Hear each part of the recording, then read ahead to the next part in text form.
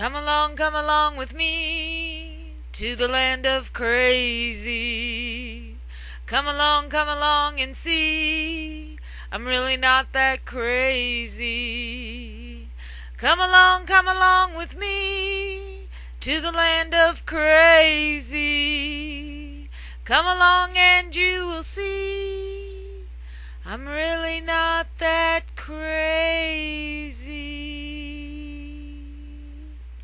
When I come to places like this, I feel like a drive-by tourist in a town I don't know, but shall soon live in. Some folk think of this place as being lonely, and others may be a bit scared of this place. That means scared to all you non-Southern Ubonic speaking folk. But I'm a bit odd, imagine that, in that being lonely only scares me a little. And this place?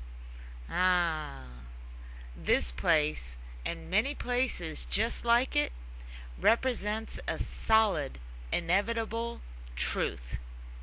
The truth that one day my day will come, and I too shall pass. It's like the old saying, we are all born to die. Intellectually, we all know this to be true, but generally most of us don't keep that thought in the forefront of our minds.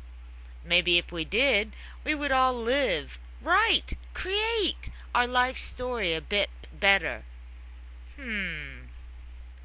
Each one of these here markers represents a human with a life story.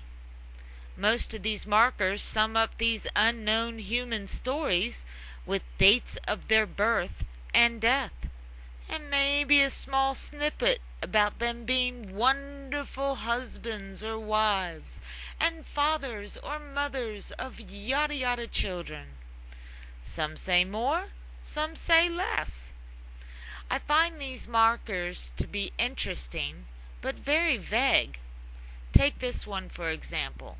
J.C. Page Sr., born December 20th, 1863, died September 21st, 1927. How bizarre is that? He died on the day my mom was born some 40-plus years later. Anyway, gone, but not forgotten. Gone, but not forgotten? He's my kinfolk, and I don't even know who he is. I'm sure folks of his time remember him, but are they still around? Meh, I guess that's what Google is for. But therein lies a problem in itself. Have you ever done a search for the name Page? Well, unless you are more specific, you will get every page on the web. Now, reading his 2-line life story made me wonder, what if I died tomorrow without saying anything to anyone about what I would like to be written about me in 2 or so lines? Well, I guess that would be up to the decision maker after my death. And as I have never been married and still have a surviving, wonderful, loving mother, I'm sure it would be she who would take care of my final words, which would probably be something like, "Beloved daughter, single mother to son Joey, may she rest in peace." Lovely, simple, and to the point. But I think I need to vocalize and document my ideas on the matter because I'm not sure I want those to be my last words. How about something like, "She always loved rock and roll," or "She amateurishly studied the history of biblical times for 10 years and still wound up here." Or maybe something like, "She who knows a secret most say they want to know, but once they start to know, they change their mind." My friends might say something like, She loved everything about Egypt, but never got to visit. Or perhaps she was never quite normal, but she had a lovely spirit. Then a different thought occurred to me. What if the words left behind on a piece of rock aren't the words that truly matter in the end? What if the words that hold the most meaning about who I was on earth comes from the heart of those that I encountered throughout my life, the ones I've helped and the ones I've hurt? A young boy in high school may say something like, "She's the senior who stabbed me with a seam ripper." Or maybe a message from a young wife, "She's the one who proved my husband's a cheater." I'm kinda hoping the good mixes in with the bad, like a spiritual soup, adding together.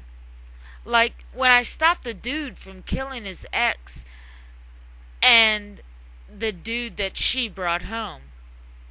Reckon I'll find out when I get there. Until then, I must say, although each one of the above lines may be true, none of them tell the full story, not to mention they neglect to tell the story behind the story.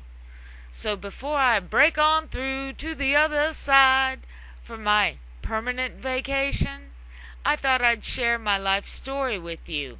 Or in other words, I'd like to share the orbit of my world with you. And to help you better understand the me I am now, I need to start with the who I was.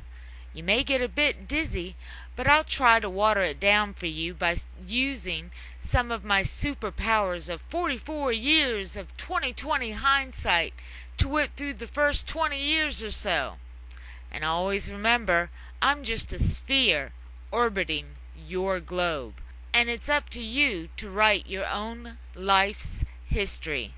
Cheers! Oh my God, what if my doctor told me I had 827 days as of September 15, 2010 to live? What would I do different? I would remember a random thought like some Frenchman named Lafayette said, "Someday America will save the world." Good man. Good man. End of page 1, chapter 1.